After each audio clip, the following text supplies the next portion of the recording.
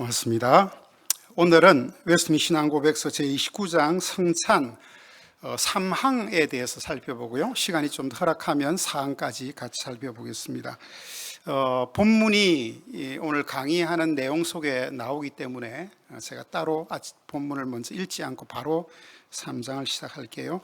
지난 주일날 여러분이 가지신 프린트물이 되게 복사기가 좀 잘못되어서 잘못 고장이 나서 이렇게 잘 인쇄가 안 됐어요. 그래서 오늘 풀 원고를 다 드렸습니다. 여러분들 잘 보시고 조금만 복습을 하겠습니다. 우리 성찬 굉장히 중요한 내용이라 그랬죠. 이 성찬 속에 담겨 있는 신학적 내용이 되게 많고 또 중요하기 때문에 우리 개혁자들은 성찬을 되게 중요하게 생각을 했습니다. 1항에 보시면 성찬의 제정은 주께서 하셨다. 기억나시죠? 잡히시던 날 밤에 또는 넘겨주시던 날 밤에 이렇게 주님의 정말 절박한 일촉즉발의 그런 위험 가운데서 주님은 성찬을 제정하셨어요.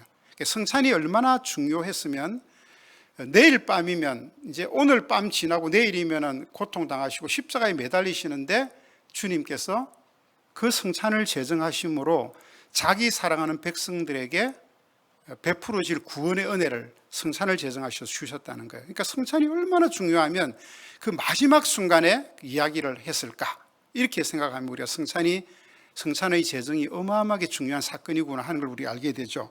자, 성찬은 언제 제정되었냐면 그렇게 제정되었고 언제까지 해야 되냐면 주께서 다시 오실 때까지 주님이 재림하실 때까지 성찬은 시행해야 된다.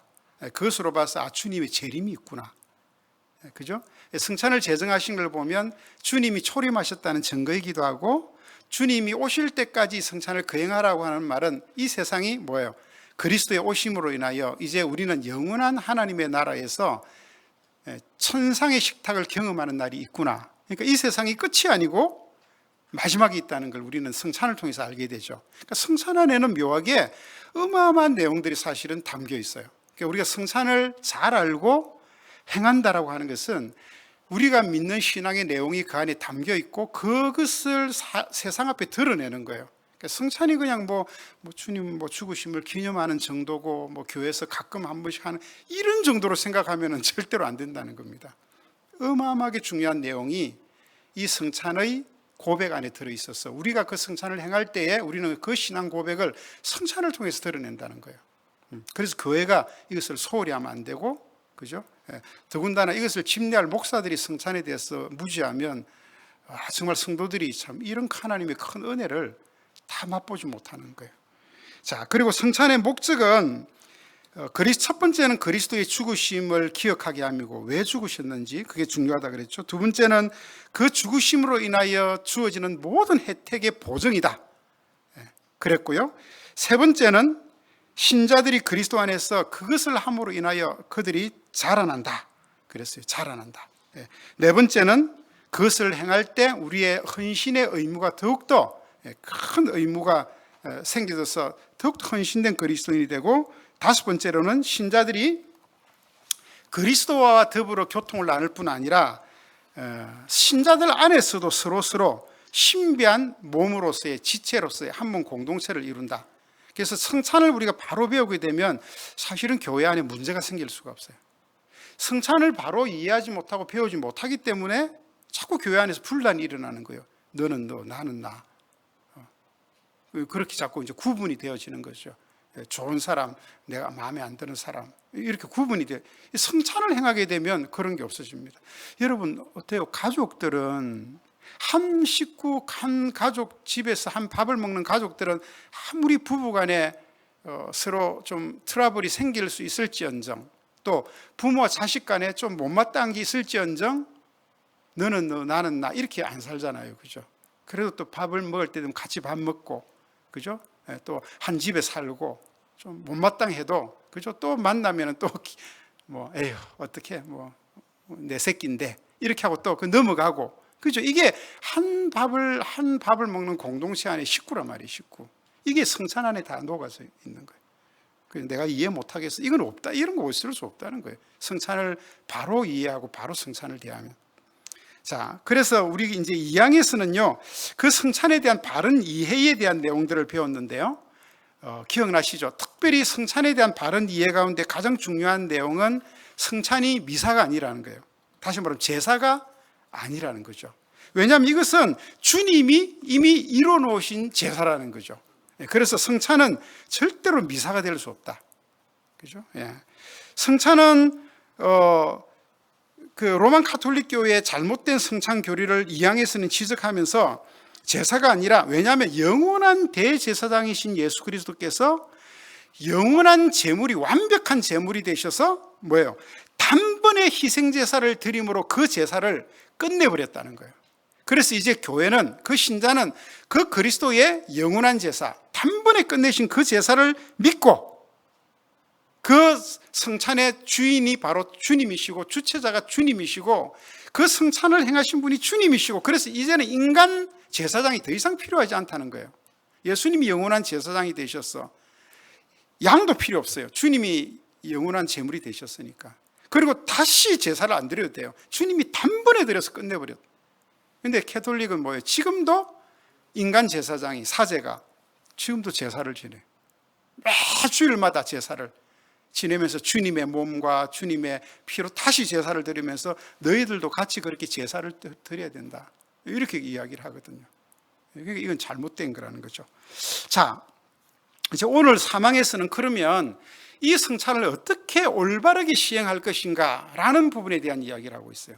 그리고 4항에서는 올바르게 어떻게 행해야 되는가를 배우게 되면서 지금 그 당시에 로만 가톨릭 교회가 잘못 성찬을 행했던 것을 조목조목 지적하면서 올바르게 성찬을 행하는 것은 어떤 것이고 잘못된 것은 어떤 것이다 라는 걸 3항과 4항에서 이제 이렇게 드러냈어요. 자, 이제 우리 3항을 배우겠습니다. 자, 3항을 같이 한번 읽어볼게요. 자, 여기는 뭐라고요? 올바르게 성찬을 시행하는 것이 어떤 것이냐 하는 걸 기록해놨다 그랬죠. 우리 앞으로 돌아가서, 자, 3항 성찬의 거행 방법 2페이지 같이 읽겠습니다. 자, 시작. 성찬을 거행함에 있어서 예수님께서 그의 사역자들에게 지시한 것은 다음과 같아. 1. 그가 성찬을 제정하신 때에 주신 말씀을 회중에게 선포케 하심이고, 2.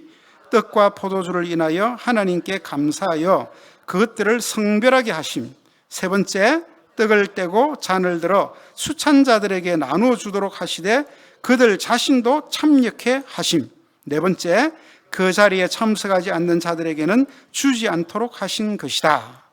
자, 보세요. 2항에서는 성찬에서 더 이상 인간 사제가 필요하지 않고 성찬의 중심은 그리스도다.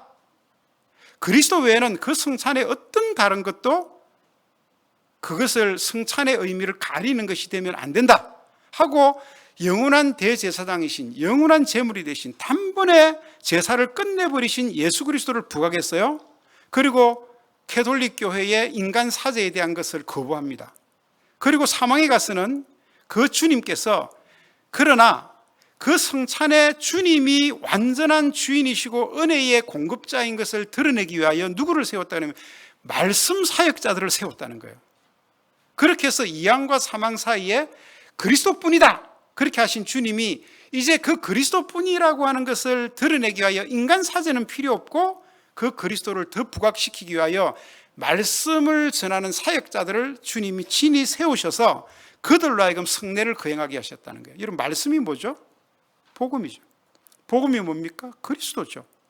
그리스도를 드러내는데 주님은 없으시니까, 하늘나라 우편 보좌에 가 계시니까 누구를 통해서? 사도들을 통하여 그 말씀을 전가하시고, 그 사도들의 제자인 사람들, 그 사도들이 세웠던 교회의 목사들, 그 당시 장로들이죠. 목사들을 통하여 교회에 하나님의 신실한 말씀을 선포하게 했어요.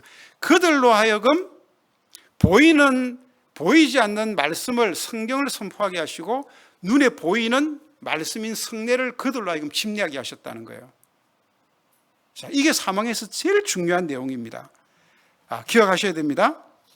자, 성찬에서 가장 중요한 내용은 주님이 인간 사제는 필요 없지만, 인간 제사장은 더 이상 필요 없지만 하나님의 말씀을 드러낼 그 말씀 증거자들을 주님이 친히 세우셔서, 그게 사도들이죠. 그 위에 사도들이 목사를 세웁니다. 그래서 그 말씀 사역자들로 하여금 그 보이는 말씀을, 성찬을 거행하게, 침략하게 하셨다는 거예요. 자, 그래서 여러분들 9페이지 사망에 보시면 하나, 둘, 세 번째 줄에 제가 노란 박스를 해놨죠. 첫 번째, 성찬을 거행하기 위해 주님께서는 말씀을 맡은 사역자들을 따로 지명하셨습니다. 그들이 누굽니까? 사도들이었고, 또 누구예요? 그 이후에 목사들이었어요. 우리 흔히 이야기하는 옛날의 교부들, 목사들. 이게 뭐냐면 사도의 전성이라는 거예요.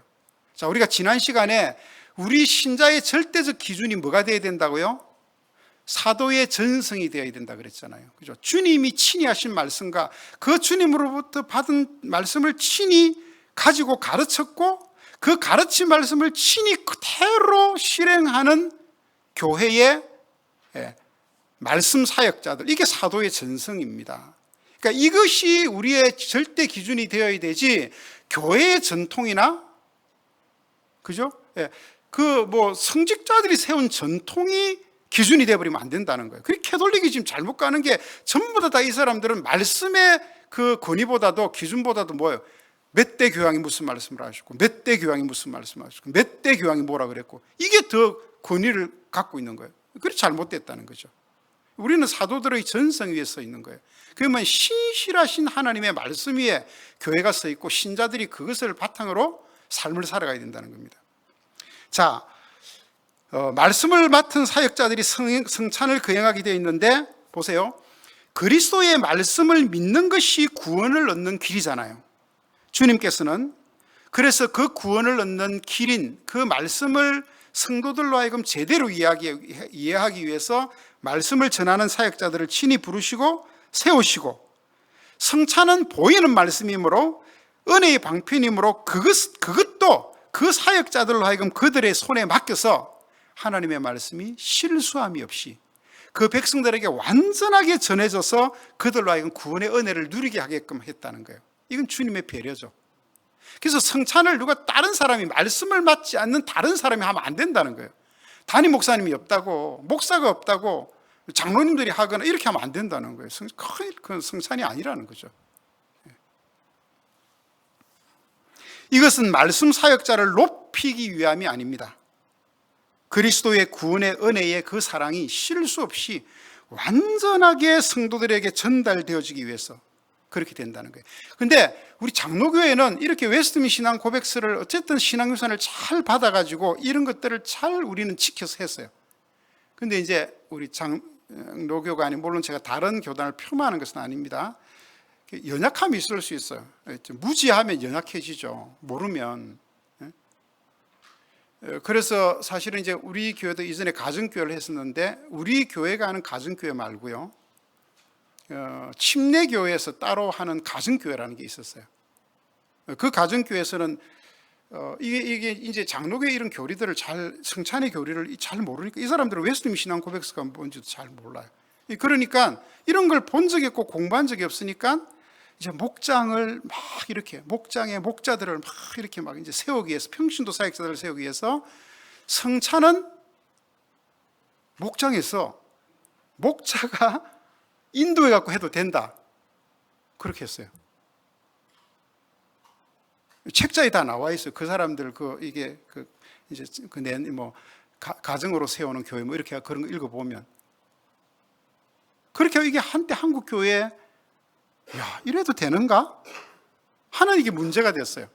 그래서 우리 장로교회는 아니까 그거는 안 된다. 그래서 우리가 하는 이제 가정교회 안에서 이런 장로교회 목사님들이 많으니까, 그거는 저쪽에서 가정교회 하면서 그렇게 하는, 그거는 절대로 그렇게 할 수가 없는 것이다. 그렇게 해서 이제 막 이런 이제 신학적인 이런 검증들을 해서, 저희가 마침 하는 우리 가정교회에서는 그렇게 하지 않도록 그렇게 했습니다만은, 이미 다른 데서는 그걸 그렇게 시행해 버렸어요. 이게 이제 그렇게 시행했다가 문제가 되고 이슈화되고 한국교회 이슈화되니까 이제 학자들이 이런 거 자꾸 들고 이제 나오잖아요. 이 사람들도 처음에는 모르게 이제 평신도 사역자들을 막 양육시킨다고 막 이런 권한까지 줬다가 나중에 이제 이런 신학적인 검증이 되니까 슬그머니 이제 꼬리를 내리고 들어가 버렸어요. 지금은 그렇게 하지 않은 거로 제가 알고 있어요. 근데 이렇게 잘 모르면, 무지하면 이런 실수를 범할 수 있다는 거예요. 그래서 우리가 배워야 돼요. 배우면 끝이 없고 항상 겸손해야 되고 끊임없이 배워서 바른 신앙의 길을 가야 돼요. 우리가 할 수 있는, 우리가 하는 것은, 기준도, 우리가 행하는 것도 주께서 전해주신 것, 주께서 사도들을 통하여 교회에게 허락하신 것만 우리가 하는 거예요. 그거 외에 다른 것은 기준이 될 수 없어요. 뭐 어느 누가 막 되게 신령하다, 막 그 사람 뭐 병자도 고치고 막 죽은 사람도 살리고 막 안전병에도 그 자리에 이렇게, 그런다고 그 사람이 사도가 아니라는 겁니다. 그럼 그 사람이 하는 얘기가 다 뭐 성경을 떠나고 막 자기가 계시받았다 그러고 막 오늘 뭐 이렇게 이야기, 그래서 예수님 언제 온다고 막 그런 이야기 해가지고 뻥쳐갖고 한국교회 우사 먹었잖아요. 10월 28일 날 다미성교회. 자, 두 번째, 성찬은 목사의 성찬 제정에 대한 말씀 선포가 없이 시행되어서는 안 된다. 그러니까 목사는 반드시 성찬을 행할 때 이 성찬이 어떻게 제정되었는가 하는 말씀을 선포해야 된다는 거예요. 그래서 제가 성찬을 할 때마다, 설교할 때마다 그 이야기를 계속하고, 또는 그 본문 속에 그것이 안 들어있을 때는 성찬을 행하면서 그 성찬 본문을 가지고 와서 제가 주께서 잡히시던 날 밤 제자들에게 떡을 떼어주시며 받아 먹어라, 이것은 내 몸이니, 우리가 이제 분병하겠습니다. 제가 이제 성찬 제정의 말씀을 선포하는 거예요. 이해가 되시죠? 왜 제가 그 성찬을 행할 때 그 성찬 제정에 대한 이야기를 하는지. 그것 없이 목사가 자 우리 성찬식 합시다, 오늘 뭐 기분도 좋은데 뭐 성찬식 우리 자 합시다, 그렇게 아무 시 자 떡 뗍니다, 받아 먹으세요, 주님의 몸입니다, 마치 자기가 주는 것처럼 그렇게 하면 안 된다는 거예요. 이게 누가 제정했고 누구의 명령이고 이것을 어떻게 시행해야 되는 것을 주님이 낱낱이 그 말씀 사역자들에게 자세하게 가르쳤다는 거예요. 그래서 우리는, 교회는 그 말씀 사역자에게 주님이 그 당시에 그대로 하신 그대로 해야 된다는 거예요. 한 그대로, 오차 없이. 세워진 집례자는 반드시 성찬 제정에 대한 말씀을 바르게 선포하고 거행해야 합니다. 그때 그리스도께서 그 백성들에게 성찬을 통해 주실 은혜의 선포가 울려 퍼지는 거예요. 아, 우리 주님이 이 성찬을 행하여 보이는 말씀을 지금 주시는구나. 그래서 우리에게 구원이 이루어지고 이 은혜와 혜택을 우리가 지금 받는구나. 그래서 우리의 구원이 든든하구나. 그 주님의 은혜의 선포가 그때 선포되어지는 거예요. 이는 사역자나 교회가 맡은 것이지만 성찬의 주체가 그리스도이심을 선포하는 거예요. 성찬이 따로 홀로 존재할 수 없고 말씀과 결부되어 있어야 된다라고 하는 뜻이 이런 뜻이에요. 그래서 성찬은 말씀과 항상 같이 가야 된다는 게 그런 얘기입니다. 세 번째로, 그 다음에 성찬 제정에 대한 말씀이 선포가 있은 다음에 기도가 있어야 돼요. 자, 제가 성찬할 때 기도를 하잖아요. 여러분 보세요. 이제 우리 분명하겠습니다 이렇게 하고 제가 성찬 제정에 대한 얘기를 하고 기도를 합니다. 자, 그 기도할 때 그 기도는 어떤 기도냐면 떡과 잔을 축복하여 그것을 구별하는 기도를 하는 거예요. 그 기도 그냥 아무 기도나 하는 것이 아니라 결국은 하나님의 선포되어진 말씀과 그 기도로 말미암아 거룩하여짐이라. 말씀과 기도로 거룩하여진다고 한 디모데전서 4장 5절의 말씀이 바로 그런 말씀이에요. 그러니까 일상적 용도로 쓰여졌던 떡과 포도주가 집례자가 하나님의 말씀을 선포하고 기도함으로 인하여 그 떡과 포도주가 일상의 우리의 매일의 일용할 양식에서 뭐로 변한다는 거예요? 이제는 우리의 거룩한 영적 양식으로 변화된다는 거예요. 구분이 된다는 거예요. 그래서 여러분들 우리 이제 권사님들이 떡과 포도주를 다 기도하면서 준비해가지고 여기까지 올릴 때까지는 사실은 구분은 되지 않죠. 예. 그렇지만 집례자가 그 성찬 제정의 말씀을 선포하고 주 앞에 이 떡과 포도주를 구별하는 기도를 할 때에 이 떡과 포도주는 이제는 뭐예요? 일상의 용도에서 무슨 용도로? 성도들의 영적 양식을 주는 은혜의 통로인 보이는 말씀의 용도로 그것이 구별이 되어진다는 거예요. 화채설이 아니고. 그래서 여러분 구별되어지기 때문에 그 떡과 포도주는 사람들이 함부로 하면 안 된다는 겁니다.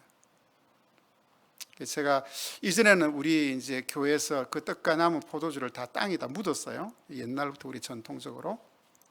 제가 그래서 이것이 그렇게 하는 것이 옳은가? 이제 이런 소소한 부분도 사실은 조금 우리가 고민을 해야 되니까 이제 제가 성찬에 대한 이야기들 좀 책도 보고 또 우리 성찬 잘 하시는 목사님들 대화도 나누면서 제일 좋은 방법은 이제부터 우리 그렇게 하십시다. 묻거나 이렇게 하지 마시고 여러분들이 그것을 다 남은 것은 가지고 저의 방으로 갖다 주시기 바랍니다. 아시겠죠? 잔과 그 남은 잔과 떡을 제 방으로 다 이렇게 수거를 해서 갖다 주시면 됩니다. 그럼 이제 제가 그걸 혼자 먹든지 마시든지 제가 그렇게 다 알아서 처리를 하겠습니다. 왜냐하면 그것이 우리 성도들의 손에서 함부로 이렇게 막 버려 또 지거나 이렇게 함부로 취급되어져서는 안 된다는 거예요. 그래서 제가 묻는 것은 좀 장사 지낸다는 그런 의미가 있고 무덤 같은 그런 장례식 같은 그런 분위기가 나서 그건 아닌 것 같다는 생각이 제가 들었어요. 이전에 그렇게 했지만 이제 우리가 성찬을 지금 굉장히 우리 신학자들이 성찬에 대한 내용을 너무 면밀하게 지금 잘 연구하고 있어요. 그래서 지금 현재까지는 제가 알고 있는 건 여러분들이 그것을 교육자에게로 그 침례자에게로 가져오면 그건 제가 알아서 잘 거룩하게 잘 처리를 하겠습니다. 자, 이해가 되시죠? 자, 이제 기도가 있어야 된다라고 이야기했습니다. 자, 그 다음에 네 번째로 성찬 집례자들은 떡들을 취하여 떼고 잔도 취합니다. 여기 떡을 뗀다라고 하는 말은 떡을 찢는다라는 말과도 같아요. 그래서 이것은 뭐냐면 주님이 이제 내일이면 내 몸이 찢겨지고 상하여져서 이 하나님의 백성들에게 그 구원의 은혜를 주실 것을 주님이 염두에 두시고 그 떡을 떼어서 제자들이 보는 앞에서 떼어서 나눠주신 거예요. 이렇게 찢겨진다는 거예요.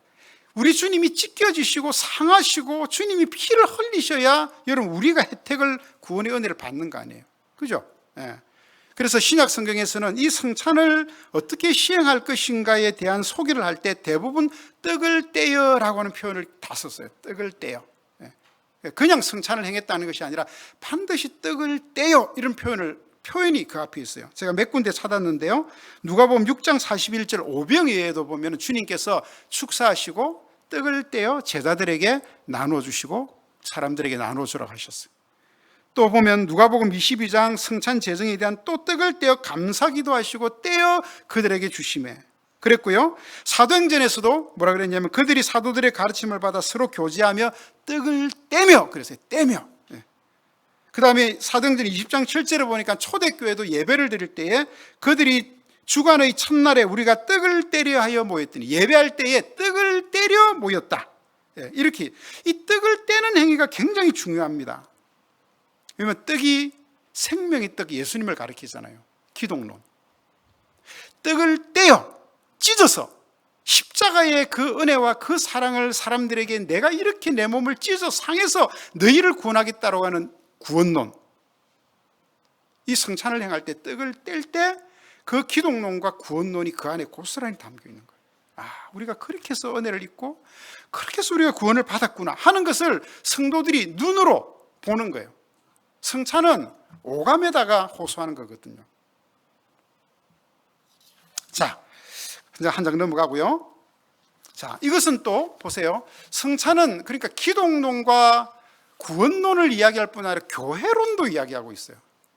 이 성찬이 얼마나 많은 내용을 담고 있는지 우리가 떡을 한 덩이 이렇게 가져와서 이것을 떼어 나누어 주는 것을 보면서 성찬에 참여한 자들이 우리가 한 몸을 받은 자이구나. 우리가 그리스도의 그 한 몸을 받은 지체들이구나. 한 몸 의식을 갖게 된다는 거예요. 지금은 우리가 이미 다 이제 카스테라 가져와가지고 이렇게 잘라서 분배해서 나누는데 사실은 제일 좋은 방법은 한 떡을 가지고 와서 이것을 앞에 집례자가 이 떡을 들어서 사람들이 다 보는 앞에서 떡을 떼어서 이렇게 나눠줘. 진짜 그렇게 하는 교회도 있어요. 우리도 언젠가는 한번 성찬을 시행할 때 주께서 이게 의미가 있거든요. 왜냐하면 이건 그대로 하라고 하신 말씀이기 때문에 우리가 이제 관례대로 그동안 해왔는데 조금씩 저도 이제 보고 더 자세하게 공부하고 제가 고민 안 했던 내용들을 고민하면서 이렇게 좀 해볼 필요가 있구나. 왜냐하면 주께서 제정하신 그 방법이 있는데 그리고 지금 우리가 배우는 웨스트민스터 신앙 고백서에서는 이렇게 하라고 지금 이야기를 하고 있어요. 그 한 떡을 떼어서 성도들에게 나눠주라는 거예요. 떼어서. 그때 사람들이 그 한 몸 의식을 가진다는 거예요. 우리가 그리스도의 한 몸을 우리가 받은 우리가 지체들이구나. 성경에 보니까요, 고린도서 10장 17절에 이렇게 이야기하고 있어요. 떡이 하나요 많은 우리가 한 몸이니 이는 우리가 한 떡에 참여했기 때문이다. 그렇게 이야기하고 있어요. 물론 우리는 이제 카스테라 다 한 떡을 해서 여기 우리 굽을 해가지고 이게 한 떡이라 생각하고 이제 받으니까 그러는데, 기왕이면 그런 것을 이렇게 한번 또 해보는 것도 좀 좋지 않겠는가. 자, 성천에 참여하는 자들은 한 덩이의 떡을 찢어 나누어 먹음으로 우리가 한 몸이라고 하는 가시적 표현을 눈으로 보는 거예요. 말씀을, 그러니까 보세요. 이렇게 우리가 들리는 말씀을 설교자가 잘 말씀을 전하고 너무너무 그것을 자세하게, 친절하게, 재밌게, 유익하게 성도들이 이해할 수 있도록 설교자가 다 이렇게 해서 여러분들 말씀을 먹여주면 여러분들이 너무 은혜를 받잖아요. 그죠? 맞아, 그랬구나. 오늘은 목사님 말씀 전하시는데 내가 귀로 듣는데 마치 내가 그 현장에 있는 것 같은 느낌을 받았구나. 그러고 나면 여러분들이 이제 막 집에 가서도 막 그 설교 들었던 내용 이야기하고, 목장에서도 이야기하고, 또 우리 성도들이 기도할 때도 그런 그 기도가 다 말씀 들었던 기도들이 내용에 녹아서 다 나오거든요. 그러니까 그 성찬을 행하는 보이는 말씀도 그렇게 주께서 제정하신 대로, 왜 주님이 그렇게 눈에 보이게 가시적으로 내가 이루는 구원을 그렇게 이야기하셨으니까 성도들이 그 성찬 행할 때 그것도 눈에 보이는 말씀을 그렇게 보면은 베스트죠. 그죠? 예. 이렇게 성찬은 보이는 하나님의 말씀입니다.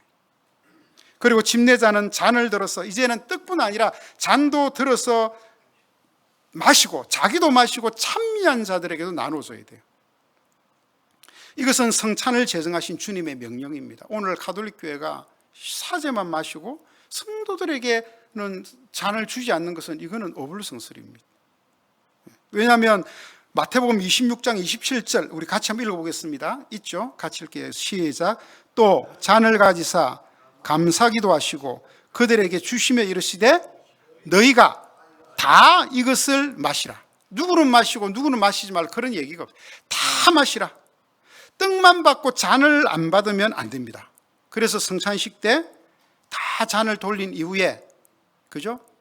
집례자가 뭐라 그래요?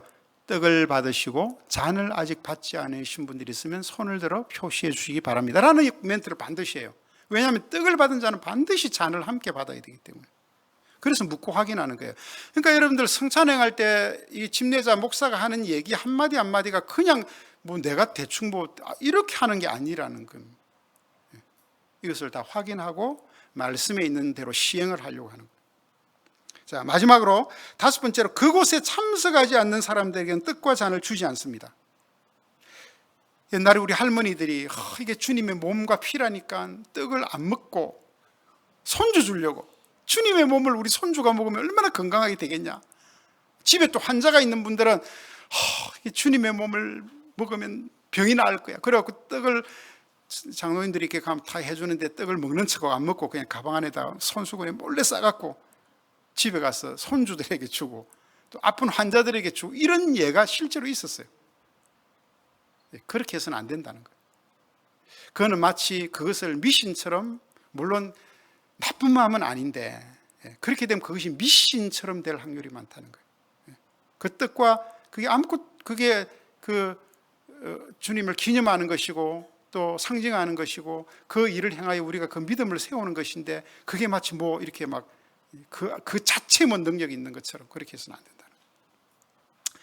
떡만 받고 잔을 안 받으면 안 됩니다. 자, 그래서 여러분들 그곳에 떡과 잔을 이제 받은 사람들 외에 참석하지 않는 사람들, 자, 이건 무슨 얘기냐면 또 한편으로는 이 성찬이라는 것이 공식적인 교회의 예식이라는 게 공식적인 예식.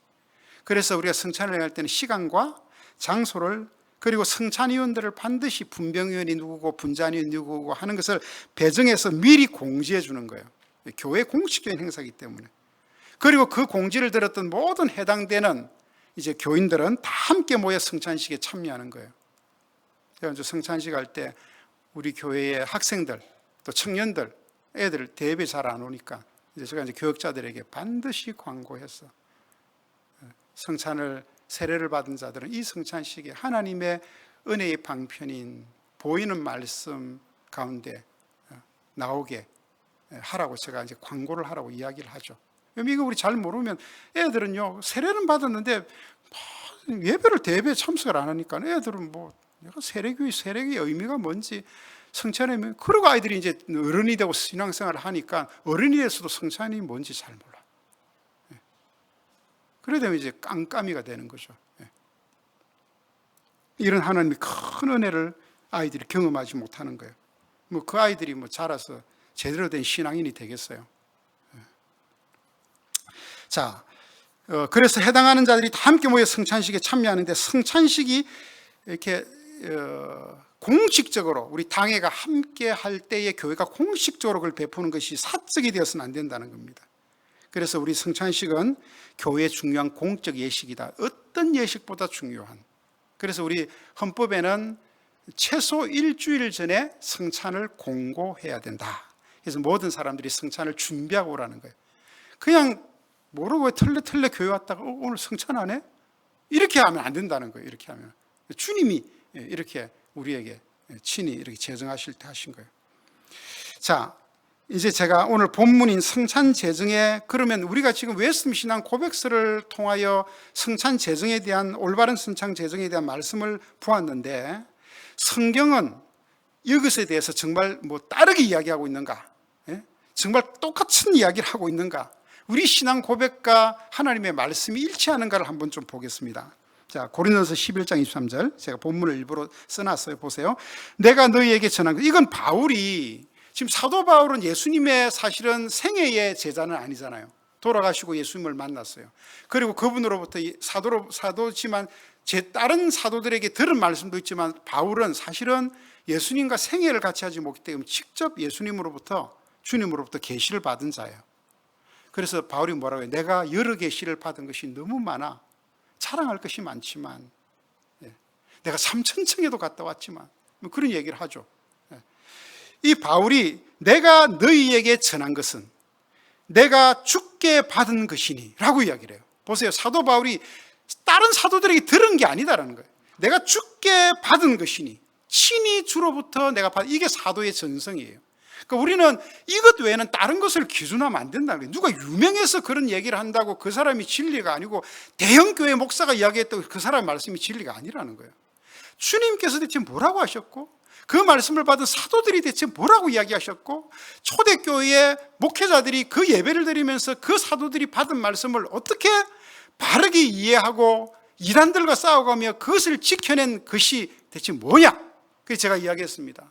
예수 그리스도, 12사도, 그 사도들이 직계 제자였던 뭐 폴리갑, 터툴리안, 또 이그나우스, 그것도 제자들인 이 2대 교보였던 뭐 그 아리우스, 이레니우스, 뭐 이런 사람들, 그죠? 그리고 칼빈에 이르기까지, 어거스틴 칼빈에 이르기까지, 이런 사람들이 하나님의 신실한 말씀을 그대로 지켜 잡고 부여왔던 우리 교회사에 사도들의 전성이 있다는 거예요.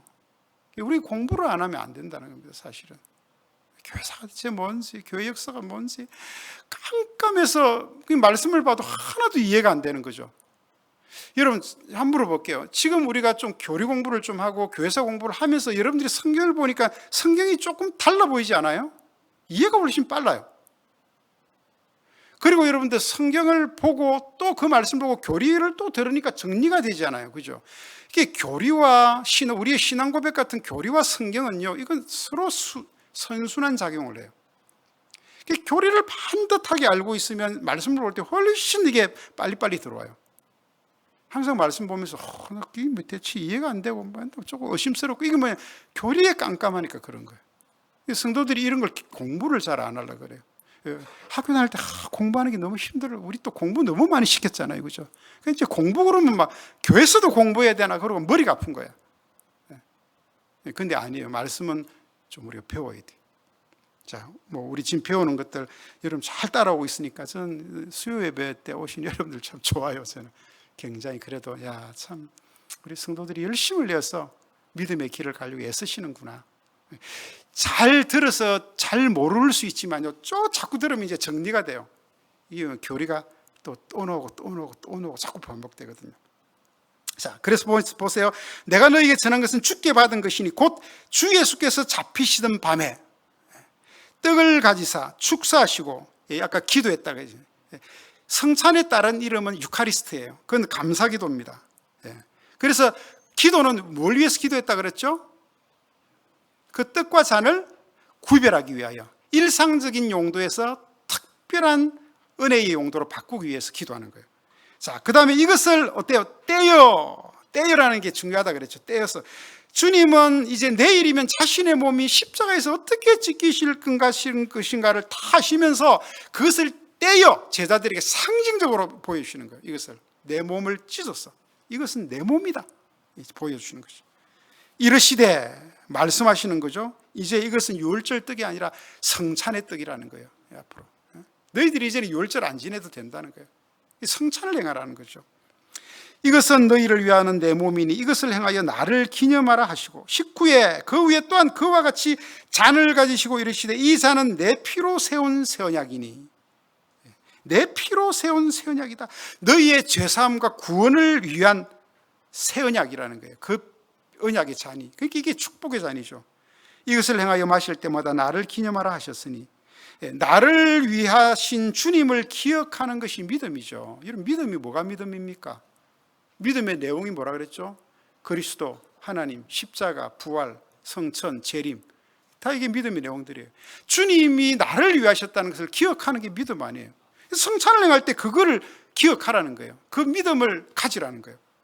26절 너희가 이 떡을 먹으며 이 잔을 마실 때마다 주의 죽으심을 그가 오실 때까지 재림하실 때까지 세상에 종말같이 재림이 있다는 거예요. 그 재림신앙까지 다 포함해서 이것을 전하는 것이다. 이 전한다는 말은 선포한다는 거예요.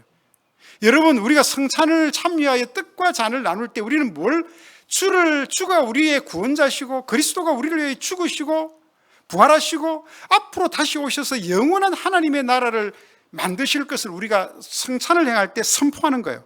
우리가 이것을 증거하는 거예요. 이렇게 성찬 참여는 복음을 만천하에 전하는 거예요. 사람들이 교회에서 교회 다니는 사람들은 주님의 몸과 떡을 먹는데 저 사람들 식인종 아니야? 옛날엔 그렇게 오해했어요. 근데 주님이 이것을 행함으로 너희가 온 천하에 성찬을 모일 때마다 떡을 떼고 잔을 마심으로 너희가 온 천하에 이 복음을 전하라는 거예요. 이것이 뭐라는 것을. 그게 궁금하지 않겠어요?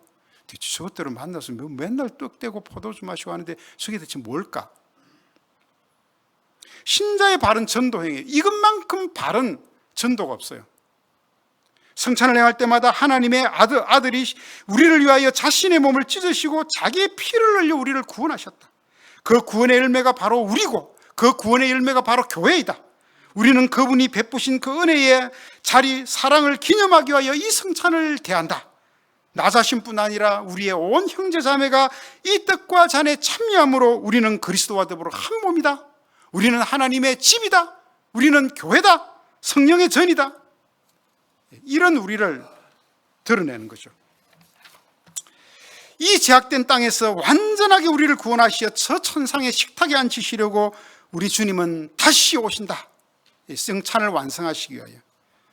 그 그리스도의 다시 오심이 바로 재림이다. 이게 성찬을 대하는 자들의 신앙 고백입니다. 여러분 이것 외에 더 이상 무슨 우리가 전파하고 선언할 게 더 이상 뭐 있어요? 이거 외에. 그렇죠? 성찬을 행하는 게 이게 전도라는 게 전도. 세상 앞에 만인 앞에 복음을 전하는. 교회가 성찬을 행해? 교회가 그런 거구나. 여러분 이 신앙 고백을 신자들은 성찬을 통하여 완벽하게 드러내야 합니다. 그러므로 성찬을 가볍게 여기면 안 됩니다. 성찬에는 우리 주님의 초림과 재림, 그분의 기독론, 구원론, 교회론, 종말론 다 들어가 있습니다. 여러분 구약의 어떤 위대한 선지자도 이 어마어마한 내용을 다 기록한 예언자는 한 사람도 없어요. 구약의 그 위대한 선지자들을 보면. 그런데 우리가 연약하고 부족한 무명의 신자가 이 성찬의 내용을 잘 인지하고 성찬의 상에 참여한다면 우리는 구약의 그 어떤 예언자보다 그들이 다 밝힐 수 없었던 이 구원의 밝은 진리를 온 세상에게, 우리 후손들에게, 무엇보다 우리 자신의 신앙에다가 이것을 선언하는 거예요. 내 자녀들을 그 성찬의 자리에 데려와서 이 성찬을 우리가 참여한다면 우리 자녀들에게 이 성찬을, 주님에 대한 이 신앙을 우리가 선언하는 거예요. 주님 우리를 위해 이렇게 죽으셨단다. 그 주님은 우리를 지금도 사랑하시고 다시 오실 거야.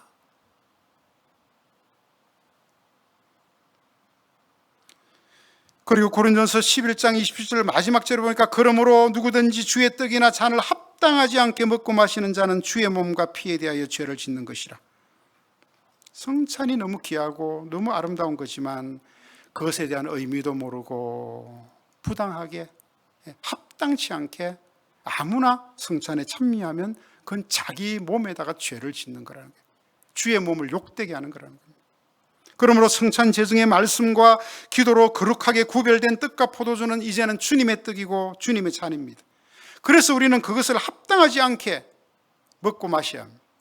합당하지 않게 먹고 마실 수가 없습니다. 무지하게 대하면 안 됩니다. 성찬에 부당한 자들이 자기 자신에게 죄를 범하게 되는 것입니다. 그래서 우리는 우리의 신앙 고백은 주님의 말씀대로 그대로 주님이 제정하신 그대로 성찬을 사실은 지켜 행해서 보이는 말씀을 드러내야 된다는 거예요. 너무 중요한 내용이기에 그대로 따라야 된다. 우리 군대에서 이걸 복창이라고 그럽니다. 군대 갔다 오시면 아시죠? 상관이 명령하면 밑에서 부하가 복창을 합니다. 그리고 그 복창한 내용을 또 그 다른 부대원들에게 전하는 거예요. 왜 그렇게 하는지 아세요? 부대는 명령 한번 잘못 알아들으면 다 죽기 때문에 그렇습니다. 지금 대장이 포탄이 막 날아오는데 엎드려! 그랬는데 이게 잘못 알아듣고 수구리 그러면은 못 알아듣는 강원도 사람 외에는 전부 다 수구리가 뭔데? 라고 고개 들고 다 맞아 죽는 거예요. 엎드려 그러면 같이 엎드려! 그래야 되는 거예요. 그래야지 엎드려다 사는 거예요. 성찬의 시행이 여러분 왜 이렇게 중요한지 이해가 되시죠? 실수하지 않도록, 잘못되지 않도록 목숨이 걸린 문제고 우리의 구원의 통로에 관한 문제이기 때문에 그래서 말씀을 잘 이해하고 이것을 잘 전달할 수 있는 사역자를 세워서 성찬을 시행하는 거예요. 4번은요, 사항은 성찬의 그릇된 거행인데요. 이건 다음 시간에 할게요.